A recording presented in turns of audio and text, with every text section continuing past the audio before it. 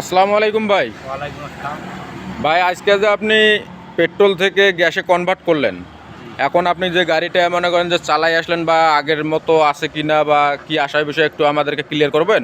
আগের মতোই সব কিছুই সেম আছে। আমার তেলে সাশ্রয়ী হয়ে গেল অনেক।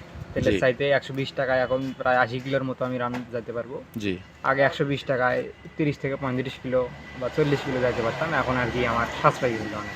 জি আর গাড়ির রান প্রায় সেম একই, তবে মানে চাইলে সবাই এটা নিতে পারে আর কি বর্তমানে। জি ধন্যবাদ ভাই। এইমাত্র শুনলেন কাস্টমারের রিভিউ। তো আপনারা যারা করতে ইচ্ছুক অবশ্যই যোগাযোগ করবেন পাহাড়ি এলপিজি ফিলিং স্টেশন, উত্তম হাজিরহাট, মহানগর, রংপুরে।